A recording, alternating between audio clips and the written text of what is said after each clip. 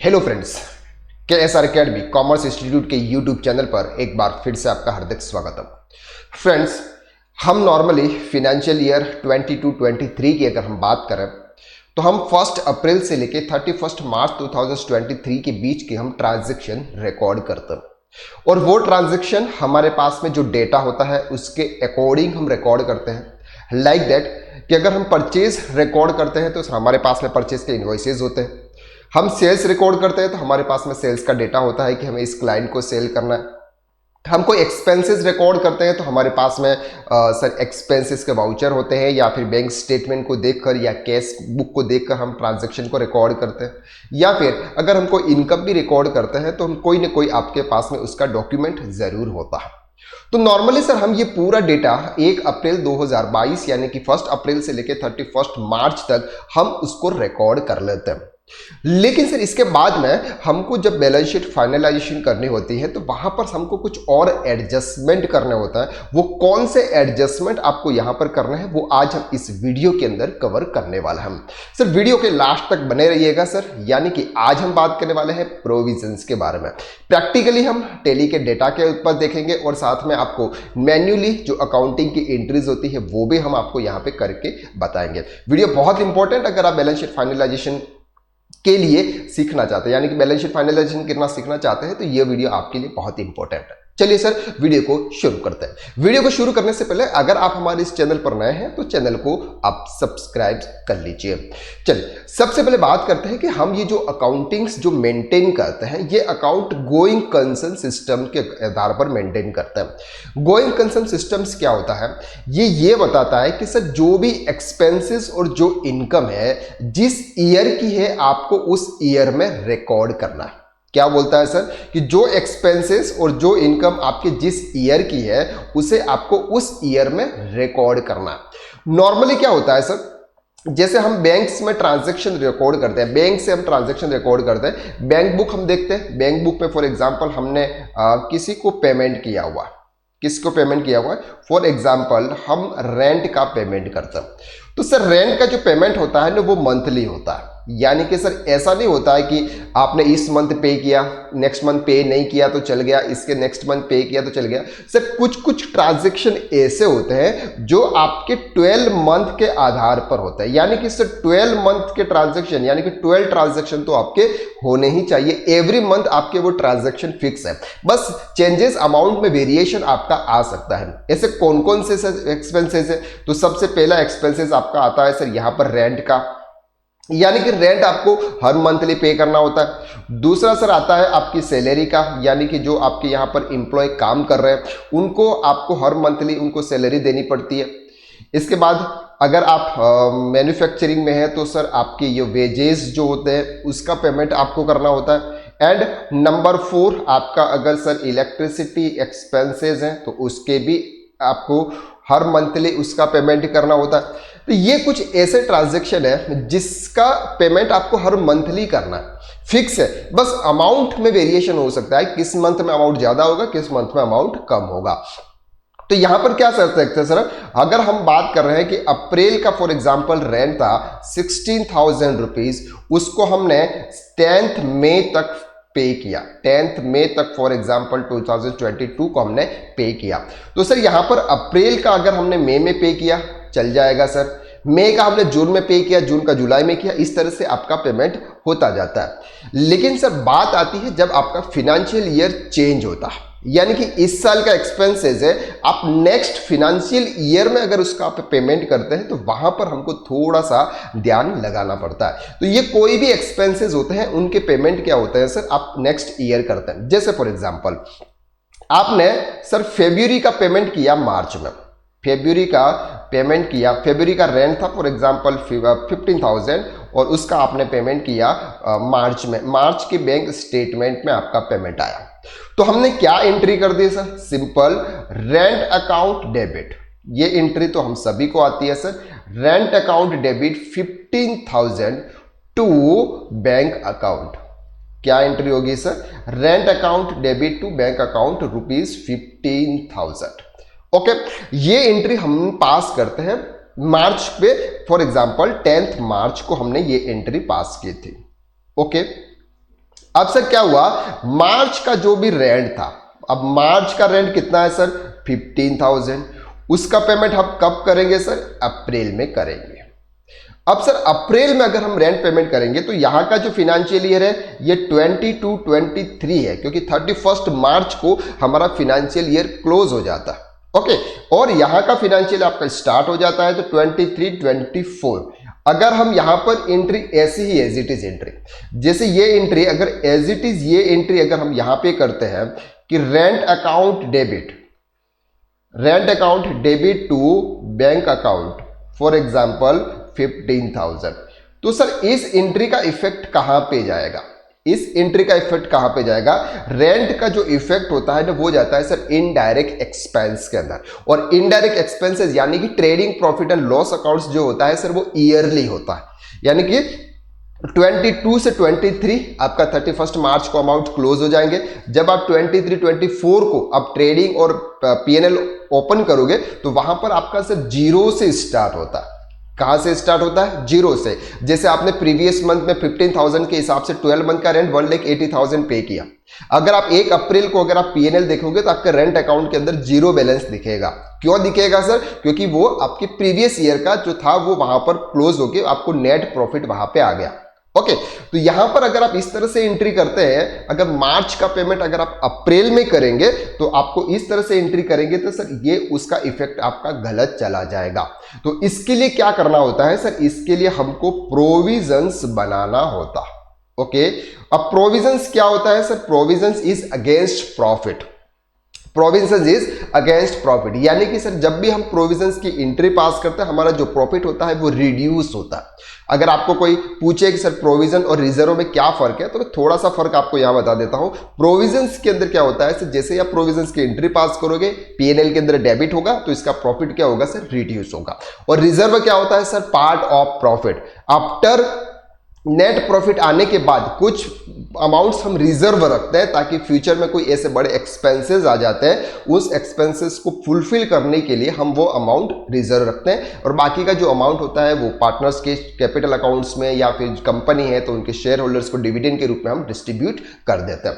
तो सर अब यहां पर हमको प्रोविजंस की एंट्री करनी होगी। अब वो प्रोविजंस की एंट्री कौन से मंथ में होती है, कौन सी डेट को होती है सर, ये होती है आपकी 31 मार्च 2000 जो भी आपका होगा। तो फॉर एग्जाम्पल हम यहां मान के चलते हैं सर 2023। ओके, अब आप सर एक्सपेंसेस तो है आपका इसी साल का एक्सपेंस है, तो एक्सपेंसेस के लिए तो आपको क्या करना है सर, रेंट अकाउंट डेबिट करना है 31 मार्च को। अब सर ध्यान से समझना, अब सर 31 मार्च को हम जब इस एंट्री को कर रहे हैं, 31 मार्च को हम जब इस एंट्री को कर रहे हैं, क्या उस दिन हम पेमेंट कर रहे हैं, उस दिन क्या हम पेमेंट कर रहे हैं, आंसर इज नो। सर इसका पेमेंट तो हम अप्रैल में करने वाला, यानी कि 31 तारीख को तो हम ये पेमेंट नहीं कर रहे हैं। तो सर उसके लिए क्या करना पड़ेगा, उसके लिए आपको एक और अकाउंट्स लेजर्स क्रिएट करना पड़ेगा। क्या करना पड़ेगा सर, एक और लेजर्स क्रिएट करना पड़ेगा। लेजर्स आप ये भी लिख सकते हैं सर रेंट पेबल, यानी कि सर ये रेंट तो है लेकिन ये क्या है सर, पेबल है। Rent payable account credit 15,000, got it, कितना sir, rent payable account debit 15,000। अब ये जो रेंट है ये 31 तारीख को सर आपके पीएनएल में चला जाएगा, 31 तारीख को आपके पीएनएल में चला जाएगा। तो फाइनेंशियल ईयर 22-23 तक ही है, तो ये रेंट आपके रेंट में 1,80,000 रुपीज हो जाएंगे। और रेंट पेबल जो आता है सर उसको हम या तो आप प्रोविजंस में रख सकते हो, उसका जो हेड होता है वो प्रोविजंस रख सकते हो, या फिर आप उसको करंट लाइबिलिटीज में भी रख सकते हो। दोनों में से आप किसी में भी रख सकते हो जैसी आपकी इच्छा हो, लेकिन नॉर्मली अगर प्रोविजंस में रखोगे तो पता चल जाएगा कि सही आपका प्रोविजंस है। फिर क्या होगा सर, जब आप उसका पेमेंट करोगे, जब आप उसका पेमेंट करोगे, यानी कि ये जो पेमेंट करोगे आप अप्रैल में, फॉर एग्जांपल 10 अप्रैल 2023 को आप इसका पेमेंट करोगे, तो उस समय क्या एंट्री करेंगे सर, उस समय आपको रेंट अकाउंट डेबिट नहीं करना है, आपको डेबिट करना है sir rent payable account debit, क्योंकि प्रीवियस ईयर का जो हमने प्रोविजंस बनाया था उस एंट्री को आपको डेबिट करना है और टू बैंक अकाउंट। अब सर इस एंट्री को पास करने से आपको कहीं पर भी ये दिखता है कि सर आपके प्रॉफिट एंड लॉस अकाउंट्स में कि इफेक्ट जा रहा है, ये दोनों इफेक्ट कहां है सर, रेंट पेबल भी बैलेंस शीट में था और बैंक भी कहां है सर, बैलेंस शीट में है, यानी कि सर आपके ट्रेडिंग पीएनएल के ऊपर इस ट्रांजैक्शन का कोई भी इफेक्ट नहीं आता है। तो इसीलिए हम क्या करते हैं सर, जब भी हम बैलेंस शीट फाइनल करते हैं उस समय हम प्रोविजंस बनाते हैं। तो अभी बैलेंस शीट फाइनलाइजेशन का टाइम चल रहा है सर, आपके लिए बहुत इंपॉर्टेंट है, प्रैक्टिकल लाइफ के अंदर आपके लिए बहुत इंपॉर्टेंट है। ऐसा का ऐसा सर आपको क्या करना है, जैसे आपकी सैलरी है तो सैलरी के लिए भी आपको प्रोविजंस बनाना होगा। आपको पहले मंथ की सैलरी आपको कैलकुलेट कर लेनी है, आपकी कितनी सैलरी है, फिर इसके हिसाब से आपको सैलरी टू सैलरी पेबल का आपको यहां पर क्या करना होगा सर, प्रोविजंस बनाना। दूसरा सर यह है कि प्रोविजंस कब बनाते हैं सर, क्या है 31 मार्च को ही प्रोविजंस बनाते हैं? Answer is no sir, provisions तो हम बनाते हैं जब हम सितंबर में बैलेंस शीट फाइनल करते हैं। सितंबर में जब हम बैलेंस शीट फाइनल करते हैं तब हम यहां पर डिसाइड करते हैं प्रोविजंस। तो इससे हमको पता रहता है कि फॉर एग्जांपल हमारा इलेक्ट्रिसिटी है सर, मार्च का इलेक्ट्रिसिटी हमने अप्रैल में पे किया होगा और हम अभी बैलेंस शीट कब फाइनल कर रहे हैं सर, सितंबर में। तो हमने अप्रैल में पता लगा दिया ना कि सर अप्रैल में हमने कितना इलेक्ट्रिसिटी का अमाउंट पे किया, तो उसका प्रोविजंस आपको यहां पे बना देना है। फॉर एग्जाम्पल आपने पे किया सर 20,000 रुपीज का इलेक्ट्रिसिटी बिल आपने अप्रैल में पे किया, तो उसका प्रोविजंस यहां बनाना है सर आपको, electricity expenses account debit to electricity expenses payable 20,000।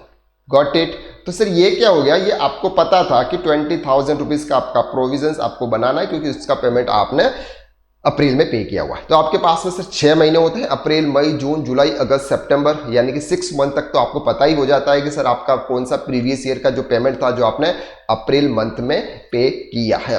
तो सर ये कुछ ट्रांजैक्शन होता है। अब ये ट्रांजैक्शन आपको कैसे पता चलेगा कि सर हमको कैसे करना, तो उसके लिए सिंपल क्या करना है आपको, ये सर आपकी टैली होती है, टैली में आपको जाना है सर पीएनएल में कुछ लेजर्स ऐसे होते हैं जो आपको फिक्स होते हैं सर, हर मंथली होता है। क्या होता है सर, कुछ लेजर्स ऐसे होते हैं जो हर मंथली होते हैं, जैसे रेंट आपका हर मंथली है, इलेक्ट्रिसिटी आपका हर मंथली है। तो इसी तरह से हम आपको लेजर्स देखने हैं, क्या देखना है सर, लेजर की स्क्रूटनी करनी है। लेजर की स्क्रूटनी करते करते आपको सब समझ में आ जाएगा। तो अभी हम जैसे लेजर की स्क्रूटनी करते हैं सर, इलेक्ट्रिसिटी एक्सपेंसेस, ये हमारा इलेक्ट्रिसिटी एक्सपेंस है और हम इसको एंट्री करते हैं 1 अप्रैल 2021 टू 3/1/2022। फॉर एग्जाम्पल हम ये बात करते हैं, देखिए सर यहां पर हमने ये एंट्री पास की 5/5 ये एंट्री। अब सर यहां पर आप ध्यान से देखेंगे कितने मंथ की एंट्री है, 1 2 3 4 5 6 7 8 9 10 11 12, कितनी एंट्री है सर, 1 2 3 4 5 6 7 8 9 10 11 12। अब देखो 12 क्यों है सर, क्योंकि हमने अप्रैल मंथ का पेमेंट कब किया सर, मई में, मई का जून में, जून का जुलाई में, जुलाई का अगस्त में, अगस्त का सितंबर, अक्टूबर, नवंबर, दिसंबर, जनवरी, फरवरी का हमने मार्च में किया, और मार्च का पेमेंट हमने कब किया, अप्रैल में किया, इसलिए हमने मार्च की एंट्री यहां पर रिकॉर्ड की। कैसे एंट्री रिकॉर्ड की सर, ये एंट्री सिंपल, 31 मार्च 2022 इलेक्ट्रिसिटी एक्सपेंसेस अकाउंट 22,769 जो हमने अप्रैल में पेमेंट किया था, और टू एक्सपेंसेस पेबल। अब एक्सपेंसेस पेबल का अगर आप लेजर्स देखेंगे तो यहां पर आपको दिखेगा सर प्रोविजन के अंदर, क्या दिखेगा सर, प्रोविजंस के अंदर। तो हमने ये एंट्री यहां पर इस तरह से कर दी, तो ये क्या दिखेगा सर, आपके प्रोविजंस में दिखेगा। अगर बैलेंस शीट देखेंगे आप, तो बैलेंस शीट अगर आपको यहां पर देखनी है 1 अप्रैल 2021 to 31/3/2022, यहां पर सर जाएंगे बैलेंस शीट में, बैलेंस शीट में आप प्रोविजंस में जाओगे तो यहां पर आपको प्रोविजंस दिख रहा है सर, कौन कौन से प्रोविजंस है, अकाउंटिंग चार्जेस पेबल के आपका प्रोविजन है सर 22,500 to 2,500 मंथली आपके अकाउंटिंग का एक्सपेंसेस है। तो 12 महीने को कितने होते हैं सर, 30,000 होते हैं, तो 5,000 ऑलरेडी पे किए हुए थे, तो 22,500 रुपये क्या हुआ सर, अपने एंट्री पास की इस तरह से। Accounting charges account debit to accounting charges payable, accounting charges account debit to accounting charges payable. Okay, then यहां पर ऑडिट फीस की भी हमने एंट्री की सर, 7,000 रुपीज ऑडिट फीस की है, तो audit fees account debit to audit fees payable आपकी भी ऐसे ही एंट्री करनी है।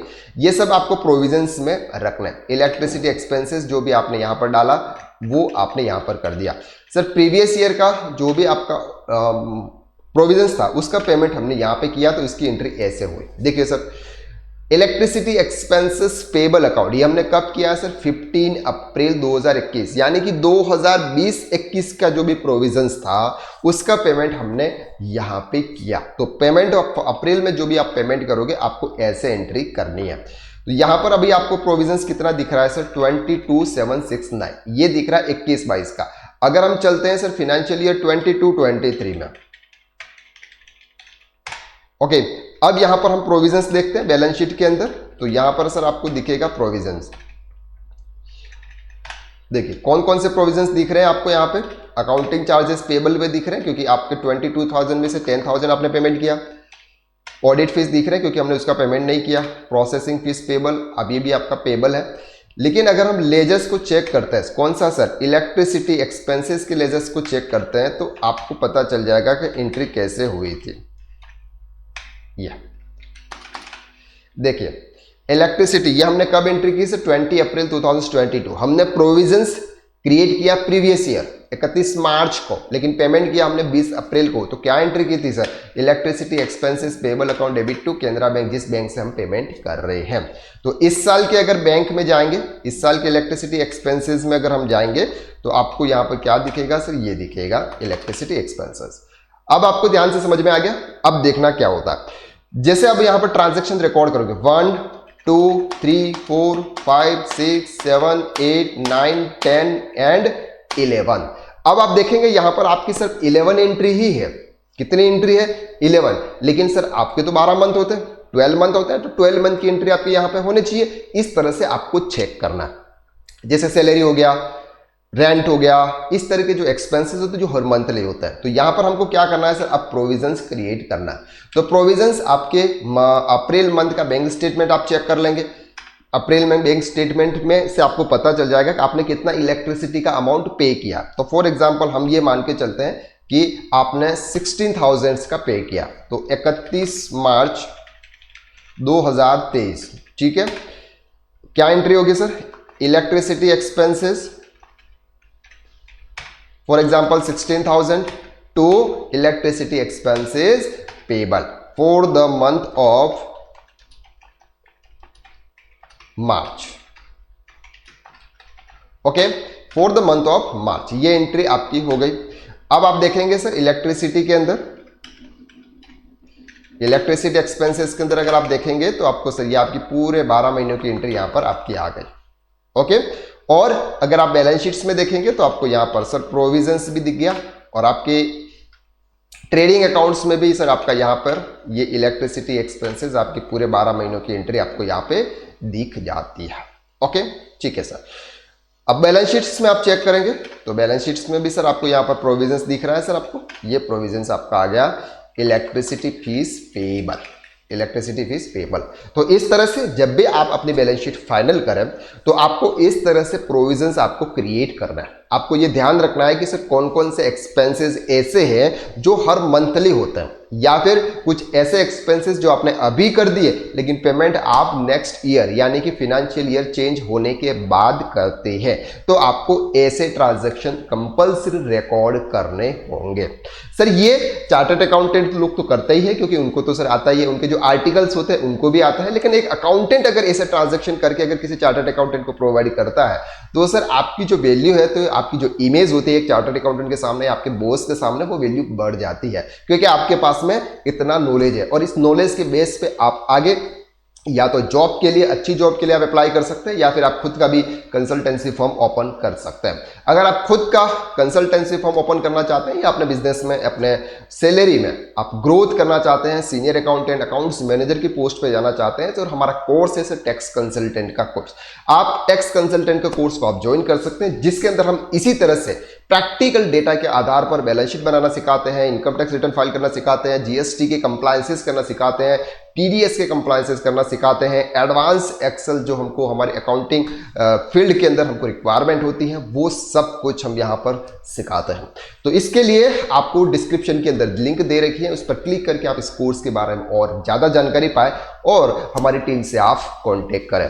अगर ये वीडियो आपको अच्छा लगा तो वीडियो को आप लाइक कीजिएगा और कमेंट करके आप जरूर बताइएगा कि सर आपको हमारी क्लासेस कैसी लग रही है, और अब तक अगर आपने सब्सक्राइब नहीं किया है तो कर लीजिए, क्योंकि इसी तरह के रिलेटेड वीडियोस आपको हमारे इस चैनल पर मिलने वाला है। तो आज के लिए बस इतना। नेक्स्ट वीडियो में फिर से हम कोई प्रैक्टिकल इंटरेस्ट के लिए लेकर आएंगे, यानी कि जब भी आप बैलेंस शीट फाइनलाइजेशन करते हैं तो आपको जो लोन्स होते हैं सिक्योर्ड लोन, उसको किस तरह से आपको बैलेंस मैच करना होता है वो हम नेक्स्ट वीडियो के अंदर लेके आने वाला है। तो आज के लिए बस इतना। नेक्स्ट वीडियो में फिर मुलाकात करते हैं, तब तक के लिए हंसते रहिए, मुस्कुराते रहिए। KSR एकेडमी कॉमर्स इंस्टीट्यूट के यूट्यूब चैनल को आप देखते रहिए। जय श्री राम, जय हिंद, जय भारत।